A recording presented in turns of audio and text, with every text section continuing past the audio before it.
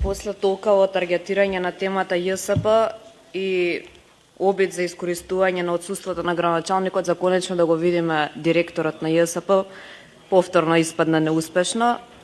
Меѓутоа, од она што може да се констатира од годишниот извештај е дека тоа е паушален за предпријатија кое што работи во загуба на 33 милиони денари.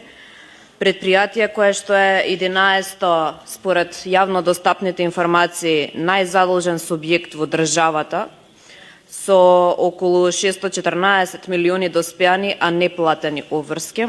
И многу интересно, никаде не е наведен Маратон.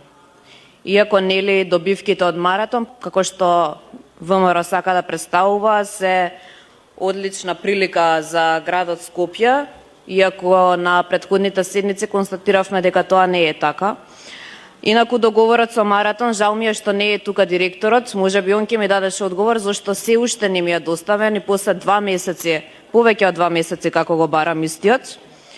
Овдека и би му кажала и на председателот на Совет, бидејќи многу добро го познава деловникот, да ми каже дали е прекршен член 44 од деловникот, каде што се вели членот на Советот може да побара и прашањето што го поставил да му се одговори писмено. Тоа го имав побарано на самата седница. Писмениот одговор се дава во рок од 10 дена од денот на приемот на прашањето. Ако на прашањето не може да се даде одговор во рок од став 2, на овој член во рок од 10 дена членот на Советот ќе биде известен кога ќе му биде даден одговорот, но не подолго од 30 дена.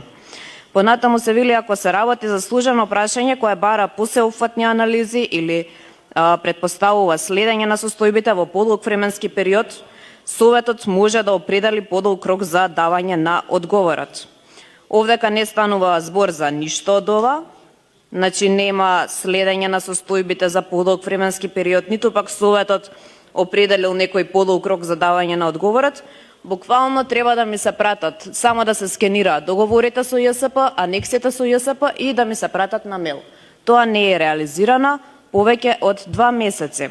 Сега, преку овој штур извештај на ЈСП, каде што од ставките без подставки, каде што од текстот не можеме ништо посебно да утврдиме за овој тежок загубар, дали можеби Маратон всушност ништо не му исплаќа на градот Скопје, односно градот Скопје тој што исплаќа пенали на Маратон. Дали некои такви клаузули се кријат во тој договор?